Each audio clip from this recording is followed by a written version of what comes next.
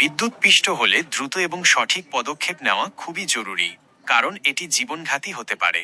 নিচে করণীয় সম্পর্কে বিস্তারিত দেওয়া হলো। 1 বিদ্যুৎ সংযোগ বিচ্ছিন্ন করুন। সর্বোচ্চ অগ্রাধিকার, স্পর্শ করবেন না। যে ব্যক্তি বিদ্যুৎস্পৃষ্ট হয়েছেন তাকে খালি হাতে স্পর্শ করবেন না, এতে আপনি নিজেও বিদ্যুৎস্পৃষ্ট হতে পারেন। মেইন সুইচ বন্ধ করুন।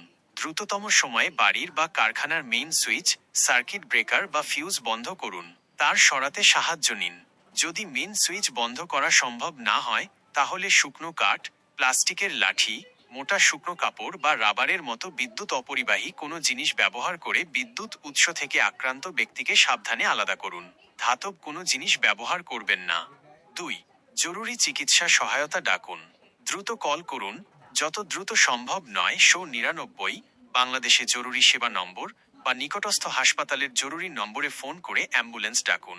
বিদ্যুৎস্পৃষ্ট হওয়ার পর আপাত দৃষ্টিতে সুস্থ মনে হলেও অভ্যন্তরীণ ক্ষতি হতে পারে, যা পরে গুরুতর আকার ধারণ করতে পারে।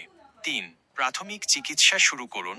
নিরাপত্তা নিশ্চিত হওয়ার পর, বিদ্যুৎ উৎস থেকে ব্যক্তিকে বিচ্ছিন্ন করার পর তার অবস্থা যাচাই করে প্রাথমিক চিকিৎসা শুরু করুন।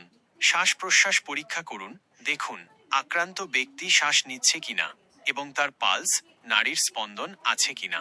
সিপিআর যদি শ্বাস প্রশ্বাস বা পালস না থাকে, তাহলে দেরি না করে কার্ডিওপালমোনারি রিসাসিটেশন সিপিআর শুরু করুন। যদি আপনি সিপিআর সম্পর্কে প্রশিক্ষণপ্রাপ্ত না হন, তাহলে জরুরি সেবার অপারেটরের নির্দেশিকা অনুসরণ করুন অথবা আশেপাশে যারা জানেন তাদের সাহায্য নিন। সাধারণত বুকে 30 বার চাপ দিয়ে 2 বার মুখে শ্বাস দিতে হয়।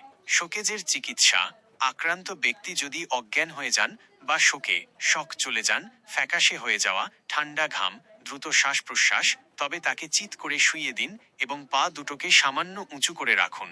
পোড়া অংশের যত্ন, যদি ত্বকে পোড়া দেখা যায়, তাহলে প্রবাহিত ঠান্ডা পানি দিয়ে পোড়া জায়গাটি ধুয়ে ফেলুন। বরফ বা অন্য কিছু সরাসরি লাগাবেন না। জীবাণুমুক্ত গজ বা পরিষ্কার শুকনো কাপড় দিয়ে আলতো করে ঢেকে দিন। ফোস্কা থাকলে ফোটানোর চেষ্টা করবেন না। কাপড় ঢিলা করুন। আক্রান্ত ব্যক্তির শ্বাস প্রশ্বাসে যাতে কোনো অসুবিধা না হয় সেজন্য তার জামাকাপড় ঢিলা করে দিন।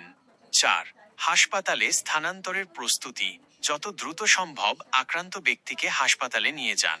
ফ্রিডো আক্রান্ত ব্যক্তি স্বাভাবিক মনে হলেও তাকে অবশ্যই ডাক্তারের কাছে পরীক্ষা করানো উচিত, কারণ বিদ্যুতের কারণে শরীরের ভেতরে গুরুতর ক্ষতি হতে পারে যা বাইরে থেকে বোঝা যায় না। কিছু গুরুত্বপূর্ণ বিষয় যা করবেন না। বিদ্যুৎস্পৃষ্ট ব্যক্তিকে খালি হাতে স্পর্শ করবেন না। পোড়া জায়গায় বরফ, তেল, মলম বা অন্য কোনো ঘরোয়া জিনিস লাগাবেন না। আক্রান্ত ব্যক্তিকে জোর করে হাঁটানোর চেষ্টা করবেন না বা নড়াচড়া করাবেন না, বিশেষ করে যদি পড়ে গিয়ে আঘাত লেগে থাকে।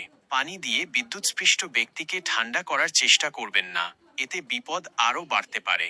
সবচেয়ে গুরুত্বপূর্ণ হল দ্রুততম সময়ে নিরাপত্তা নিশ্চিত করে জরুরি চিকিৎসা সহায়তা নিশ্চিত করা।